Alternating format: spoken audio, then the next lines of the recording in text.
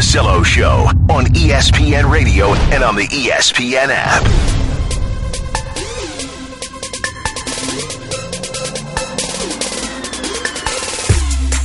Let's do this. Draft recap. All 60 picks, starting at 60. Go, Will Cain. What did you say? I'm just kidding. I actually tuned out for like 5 seconds, and you came back with, what was it? Blacked out for a second. Rattle off 1 through 60? No, we will not do that. That was something I would have done like 10 years ago. Like my favorite 5 picks in the 40s. Okay, Next. it's time for 1 second. By the way, yesterday you came out of the gates like let's just say yesterday you were doing 90 out of the gates. Yep. Where are you today? I'm good. I'm good to go. No, but give me a number. Are you like 70? 70? I'm still happy. I'm doing my stuff. Yesterday was a long day, 17 hours on campus. 70 is a nice cruising speed. Yeah. So Mike, and then 1:30 walking out of here saying hi. I didn't see the maintenance guy that was like, today's your day, man. He was already checked out. But I'm good to go, man. Mike and Mike this morning, all the stuff, not a ton of surprises. You're here. You're challenging me. You've been off on the side working on projects. You're like a beautiful mind sometimes on show prep. I don't even know what to do with you. Okay, but here's where I'm getting. Okay. How deep could you go? If I put you on the spot right now with what happened last night, off just memory, don't stop looking at that computer screen. Oh, I couldn't because we were getting ready for. It was such a free for all with all the trades and like this guy's and this team. If I told you if you went like right now, who's 48th? I would forget it was Sindarius. Oh, 48. Could you go 15 easy? Could you go 20 easy? Could you rattle off where do you falter? What number do you falter at? Probably around 15. I think 15 is my number. Yeah. I think I can get to 15. I could. You want to try? Which one? You want to make a little side wager? Who goes furthest? But the problem is how would we do that? No, and I can only imagine how terrible that segment would be on the air. No, wait. Actually, I disagree. I think it would be good. I didn't go yet. The headliner for last night, Jimmy Butler gets traded. And Jimmy Butler gets traded to a team with the T-Wolves that we thought he was getting traded to last year. 1 year ago, I was in Brooklyn. We were doing the draft. We're like, this Jimmy Butler thing could be happening. Could be being moved to the T-Wolves for the pick that was number 5, Chris Dunn, who was traded last night, and Zach LaVine, who was part of last night's trade. And then they get the 7th pick last night, so it's Lauri Markkanen. They kick back their 16th, which ends up being Patton. And now you're sitting there going, well, what do we have? We have a disappointed fan base in Chicago and what should be a bunch of pumped T-Wolves fans. Mm-hmm. It's 100% disapproval rating on Chicago's trade. And that, as I explained to you yesterday, there is little radars going off for me like, whoa, everyone's panning this trade. Something's wrong. Here we go. Maybe the Bulls are on to something. But no. I broke this thing down every which way I could, and I just can't see how a horrible rookie year by Chris Dunn, a half a year before restricted free agency of Zach LaVine and Lauri Markkanen is what Jimmy Butler's worth. I just don't see that can't be what Jimmy Butler's worth. You can not like the trade, and I know no one does, but there are two things that I'm going to remind you of.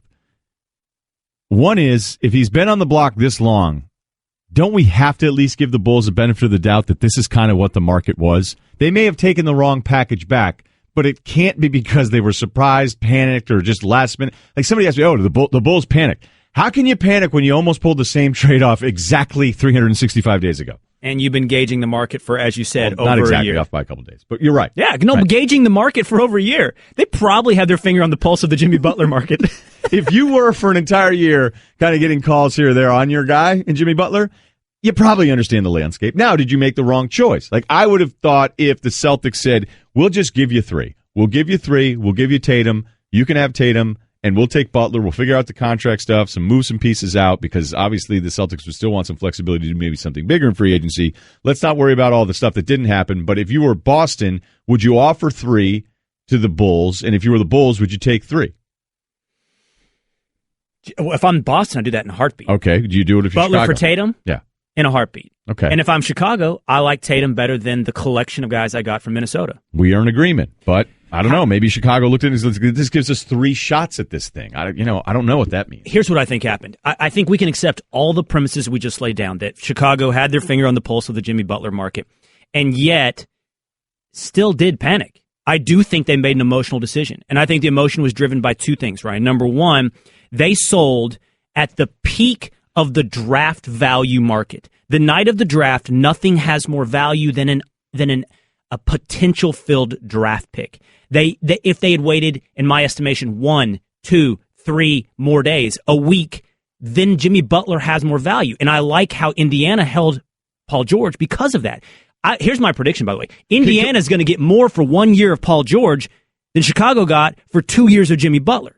That I'm not ready to co-sign at all. But I have to go back to the sentence you said prior to that, and that is you think that Butler would have been more valuable next week than he was last night? Yes, I do. Why? Because I think draft picks, and even if they're realized, and you know it's Lauri Markkanen, are more valuable the day before the draft and the day of the draft than literally hours later. So you're treating it like a new car. It's a boat. Yeah, new car, a boat. You drive off the sales lot, and you're like, I just paid $30,000 for that. It's suddenly worth 15. Suddenly, it's worth 15. So you sold at the highest possible value market for a draft pick or just drafted player. Second, the reason I think it's emotional, Ryan, is this. And I'm going to lean on you. I'm going to lean on guys like Jeff Goodman, who know this better than I do. But Chicago was in love with Chris Dunn a year ago.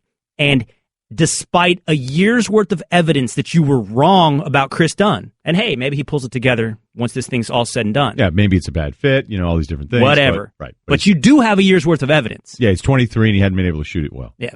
You still were in love with him a year later. I think it's emotional for Chicago. I think they made an emotional decision, and they lost his trade because of that. Even if I'd agree with you on kind of the car driving off the lot, next week draft picks aren't worth as much, so you made the trade when the draft pick is at its optimum value.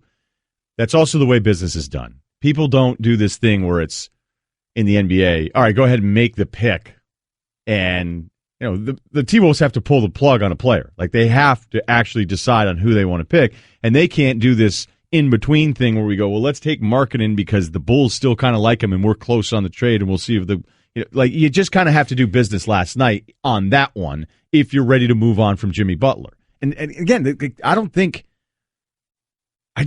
we may disagree with what they were offered for Butler. I don't know how much stuff out there was better. I'm just theorizing on Boston where I thought that'd be a perfect fit for both of them. But if you're the Bulls and you're making this deal, you want to make the pick at 7. So you don't want to trade for the guy that gets picked last week. So what about the hot sports opinion I just gave that ultimately the package that pulls Paul George will be better than the package that Jimmy Butler just got? You said you can't co-sign that. No. What do you think Paul George will get for the Pacers? Probably a good future first. A 1 first-round draft pick. You said good, so something unprotected. So give me like top 5 protected from a team that you think you're going to get it in that 6 to whatever range. Top 5 protected. Okay, so Paul George gets 6 to 10, 6 to 15, something in there, 6 to 14, and Jimmy Butler gets 3 lotto picks. Which do we still call Chris Dunn a lotto pick? Yeah, we do. Do we still call even Zach LaVine? The thing about Zach LaVine is that's a name that everybody's like, they got Zach LaVine. That's that guy. He can jump. So what are you doing now? What I'm saying is, look at Zach LaVine. Look what they got for Zach LaVine. He's hurt. He's coming back. Yeah, but people come back now, man. I mean, LaVine's Ryan, I said this in passing. He's coming back a few months before restricted free agency. So Chicago literally gets to see him for what? 4 months before they decide if they want to go all in on Zach LaVine? That's what they traded for. I don't know what I'm trying to debate right now. Are we debating? We're just talking here. Just a couple bros, big houses debating. I don't know. Are you arguing that Paul George will have the better package? Yes. Because I'm going to say the likelihood of that is a no. That is what I'm saying. Okay. That's how bad. It's how bad what Chicago got for Jimmy Butler. For 2 years of Jimmy Butler, Paul George, 1 year, will command more in the marketplace. We agree on that part. Legs has this, though, about the T-Wolves. This team made 7 threes a game last year. It was last in the NBA. This doesn't address that. Okay, Ricky Rubio is going to score at the rim. Karl Anthony Towns is actually the best three-point shooter of this group. Okay, but he's really a guy that's inside out. I like him better when he's inside more. Wiggins and Butler are mid-range and in and can make an occasional three. But their best 4 players combined last year, Kevin, for 4 made threes a game. Okay, Golden State's 4 best players make about 11 or 12 a night. That's the difference. It's hard to win in the NBA shooting 2s and free throws. All right, coming up next, we're going to play this game now that the draft is settled. We're going to go core 3 guys versus the other core 3 guys. So this would be like Bird, Parrish, McHale, or Kareem Magic Worthy, but we're going to do it with all the young teams. Right. I thought you were going to say Bird, McHale, and Parrish versus, hey, Phillies, new lineup. There you go. Perfect. And Josh Duhamel is going to join us on Grooming Tips at 1:30 Eastern. With Will Cain today, it's a Russillo Show. Draft Recap Day, ESPN Radio. Time for Straight Talk, brought to you by Straight Talk Wireless. Best phones, best networks, no contracts with Will Cain for the next 2+ hours. We got Josh Duhamel in studio. Tim Legler is going to be joining us on the draft. Jeff Goodman will help us sort through what actually was a post-draft rumor. So if there's anything new, anything late on this, but the Celtics somehow still in play for Paul George, even though that was hot last night before the draft. I was walking over. It's a Russillo Show on ESPN Radio. I did Van Pelt's show last night, watched the first round, and then went back to my office to go change. So I'm watching the draft kind of on my phone.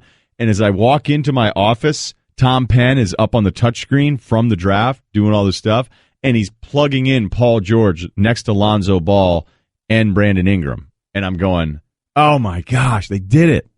They did it. That's actually perfect for this conversation we're about to have. I go, they found a way. The Lakers pulled it off. The Pacers took that garbage, and now Paul George is on the Lakers. Oh, you thought it was a done deal? Yeah, because there was a graphic. He had a Lakers jersey on, and then it was just touchscreen stuff, man, how the cap was going to work out. You know what I did last night? Freeze Pops. Raged. Freeze Pops got me so fast. I retweeted fake news. Oh, no. What'd you do? Celtics, Paul George deal done. What was the deal? Freeze Pops? Avery Bradley, Jay Crowder, and Tatum for Paul George from a fake Woj account. It got everybody, Ryan. I'll say I feel bad. And Freeze Pops was, I've got 100 Will moron fakes, right, on Twitter. As opposed to your other days on First Take. Right, which made it par for the course, except Freeze Pops was the first one. Hey, Will. But that's just a guy having another dude's back. Really? I had his back. He gave me a small heart attack. Okay. But I wasn't the only one, Ryan. That thing was retweeted by everybody. Sports Illustrated getting on it. Sports Illustrated, Rich Eisen, Molly Karam. I think you're the only person that didn't retweet it, to be honest. I don't think I saw it. And I tweeted it to you last night, but you were kind of above the fray last night. Yeah, no, you weren't getting much love. Although I had some Bulls fans. I got a little in the discussion last night. I would like to, before we get to this, and we're going to do this kind of core, we're going to take 3 players on these teams, match their 3 core against the other team. But I got to just apologize to Freeze Pops in general because I have depressed this poor kid twice in 24 hours. We started talking about Jaylen Brown, who all Celtics fans absolutely love, who was on the block last night, and all these different versions of these Celtics trades, whether it was George or Porzingis. And I started kind of saying, look, I'm just not quite sure what he really is. He doesn't ask to do much. He almost started crying behind the glass, and then he turned around because he's such a positive person. And then I walk in this morning, and it's just him in the back studio. And he sees me. He goes, man, you really like our guy, Semi Ojeleye, huh? The second round of the Celtics took? And I go, yeah, you know what, though? I like him. His highlight tape's great, but I'm not sure. I mean, you go that late. Most of these guys never do anything, and the Celtics have to cut a bunch of these guys anyway. Freeze Pops.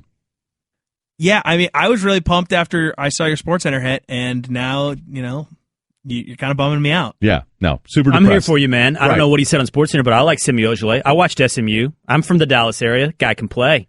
You know what? 7-footer with range. Got heart. Yeah, he's definitely not 7 feet though. So he's not 7 feet. He's like 6.5. But we'll send you the documents over, Freeze Pops. You can get caught up on him. I just felt bad, like I depressed him twice. Celtics fan in the last 24 hours. Straight Talk Wireless, nationwide coverage on America's largest and most dependable 4G LTE networks. Okay, let's do this. Rudy, you going to read these to us? Get a little music. Oh, Will has them? I do. Uh-oh. So we're super prepared for this one. I can. No, I got it. I got 4 NBA. I didn't even know I was doing this, but watch this. Watch this. This is, wow, this is about to be so professional. Did no one write anything down? No, I got it. Okay. Right here. 4 NBA threesomes. Mm-hmm. Triumvirates.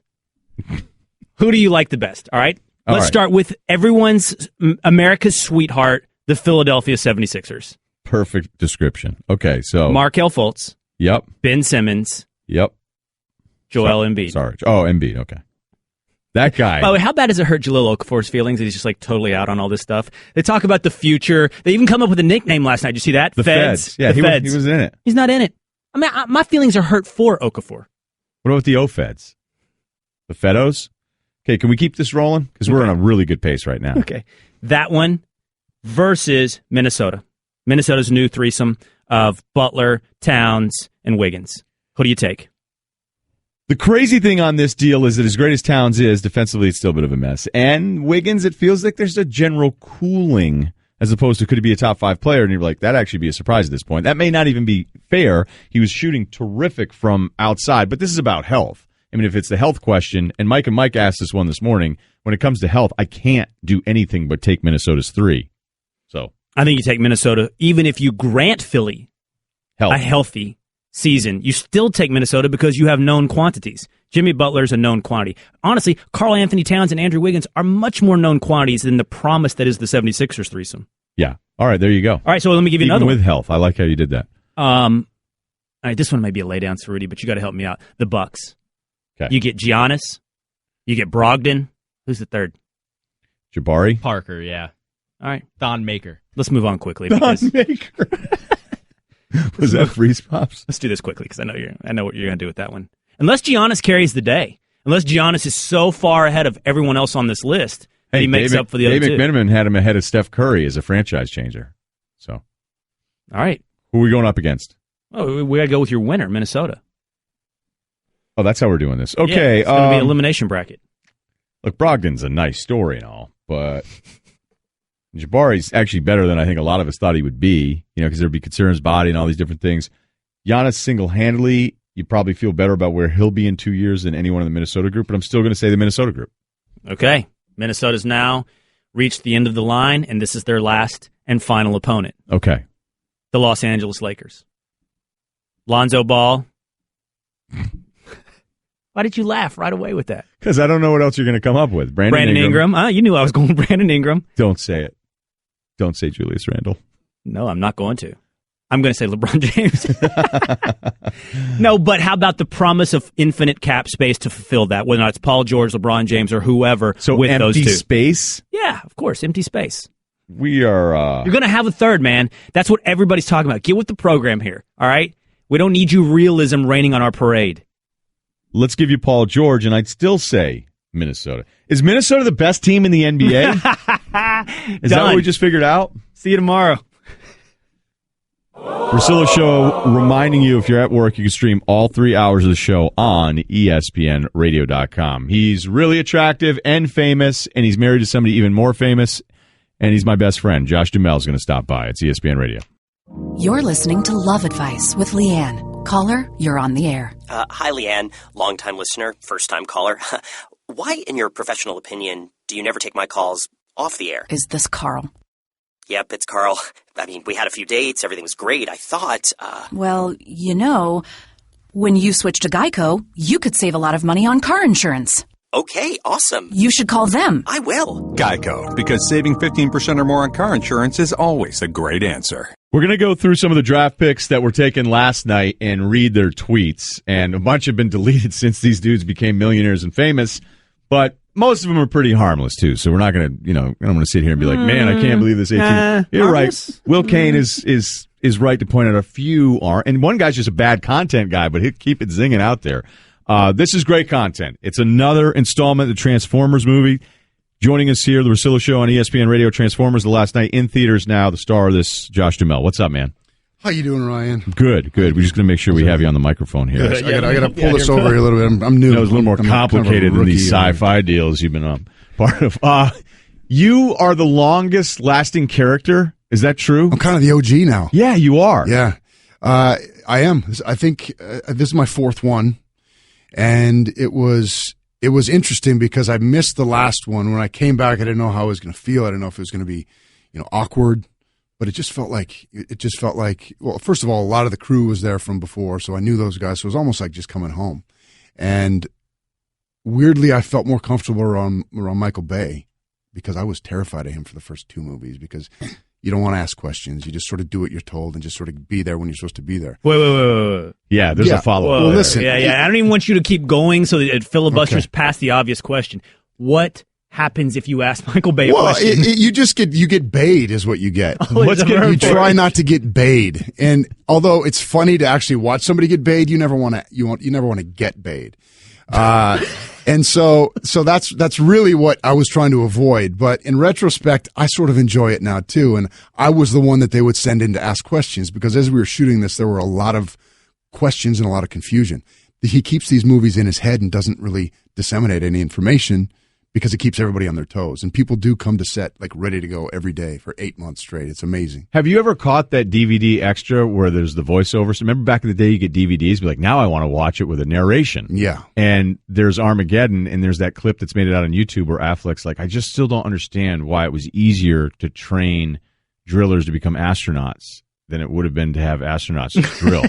And Affleck's like, I said it to Michael, and Michael was like, well, you just shut up. Yeah, just you'll wait till you see it. You'll understand it when you see the movie. That's the famous one. So does that mean that you stay in touch with Shia, even though he's not a part of this, because you are an OG to this whole thing? I would love to stay in touch with Shia, but Shia is like, he's off in the woods somewhere right now making some art piece. Literally, I'm not kidding. No, we know this is accurate. Yeah, he's out there, I don't even know where, Denmark or somewhere, and he's making some thing. But you know what? That's what I love about Shia. He is his own person.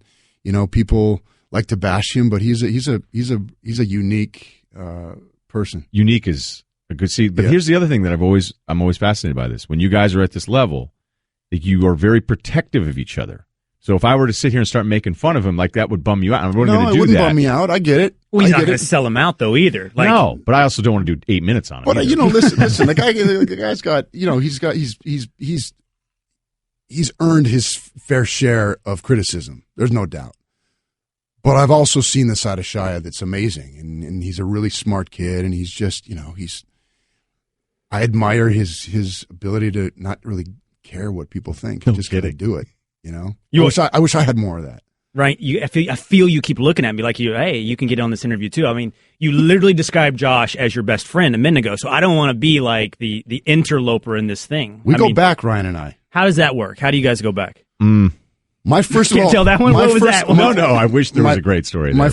I remember my first time here, 7 or 8 years ago. That's right. Nobody would talk to me except Ryan. I was like, thanks, man. No, that's right. It was like he played football, so let's get him in here. It was just you and I in this little closet over there. Not to sound weird. Look at.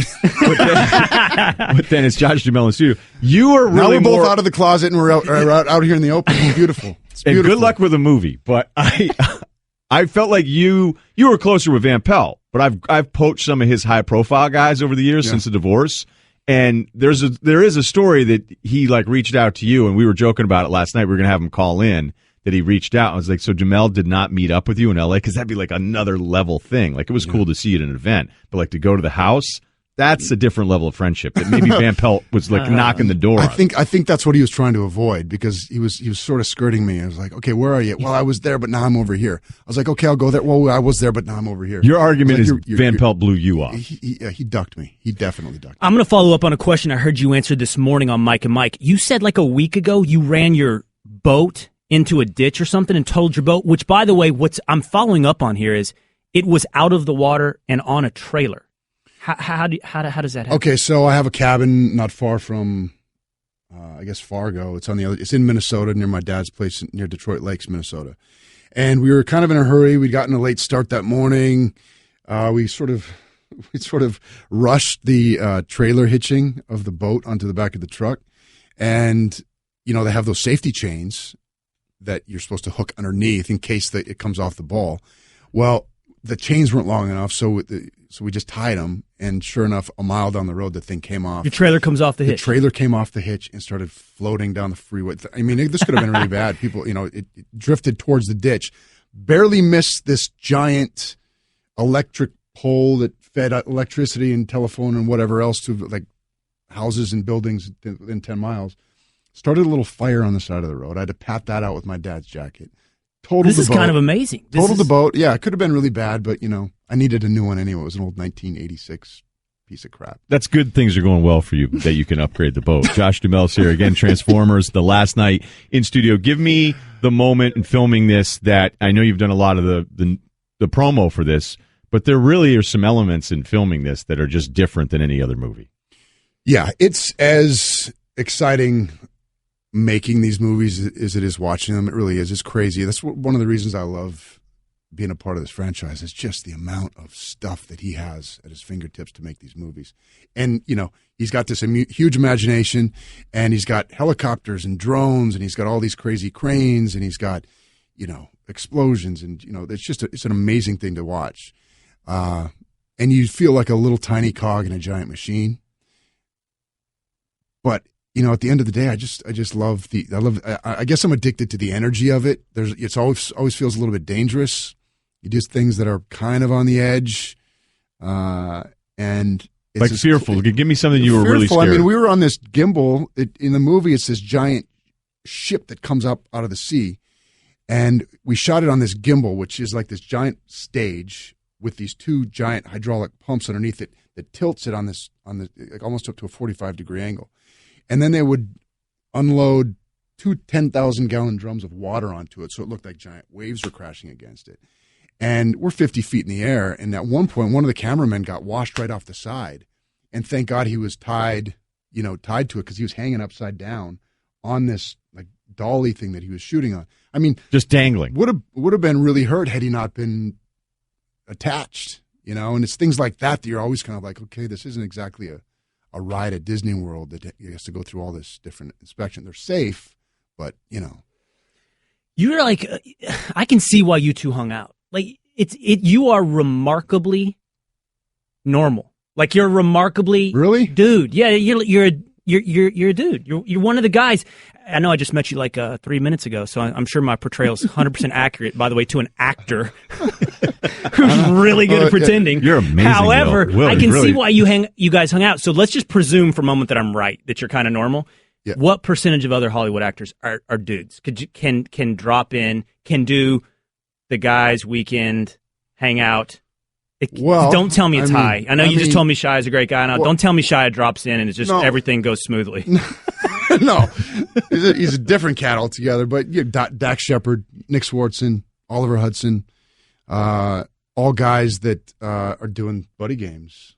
I told you about buddy games. Yeah, can you get this in? So yeah, we're shooting this. I'm directing my first movie this summer called Buddy Games, based on this thing that me and my boys do every year. It's a weekend of competition, weekend of a lot of beer, and that's sort of the backdrop of the movie. And I don't know how much you want me to get into it, but one of the guys suffers an injury, loses his manhood 3 years earlier. As a result, the group kind of drifts.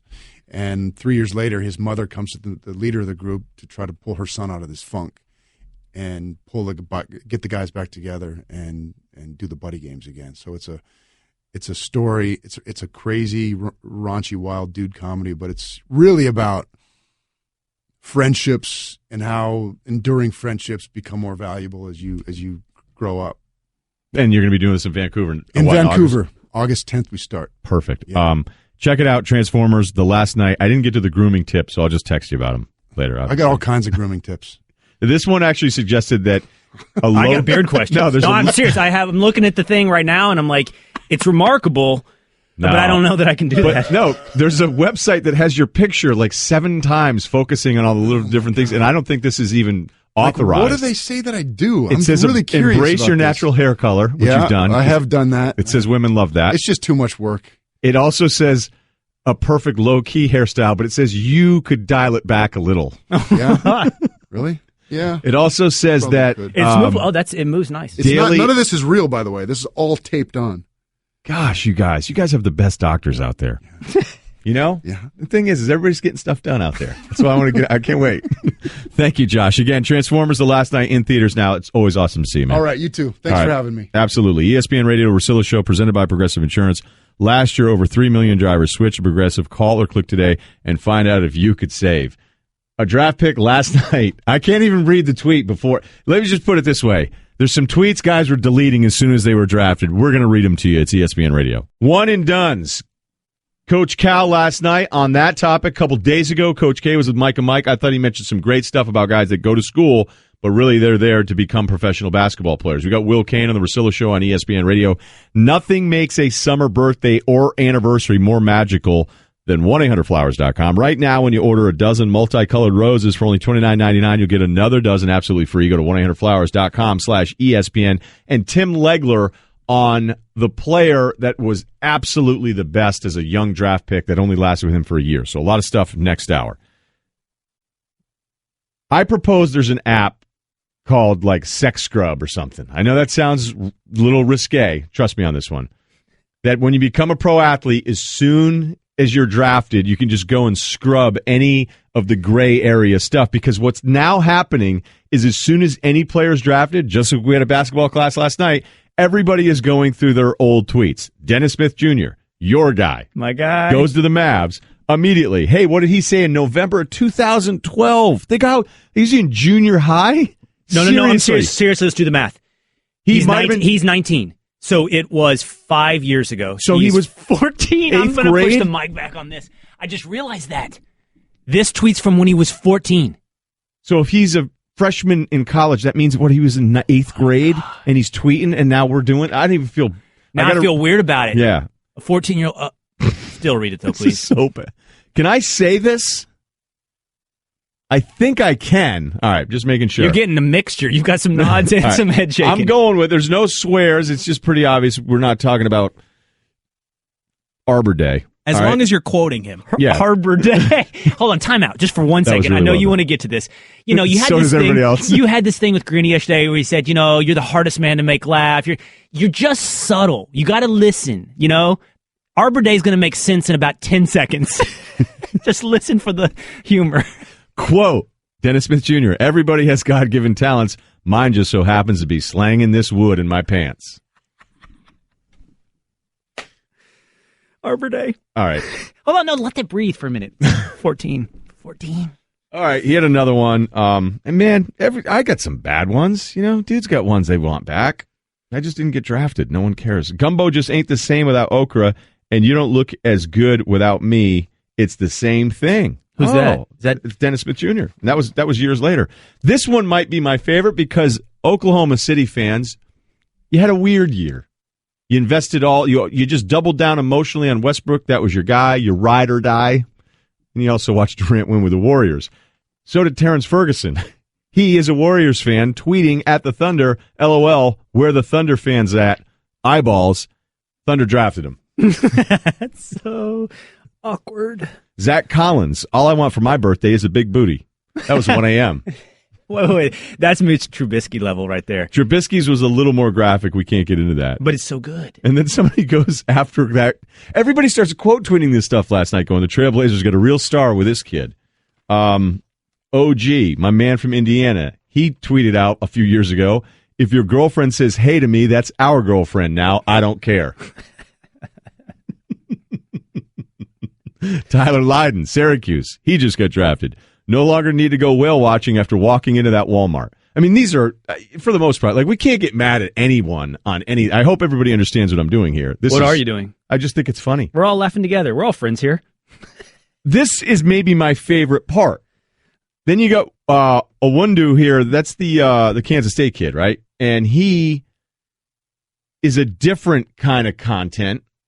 Consistent, harmless, efficient. This is a string of tweets from him one summer. The Magic took him, that's right. Eating pizza with the team, ...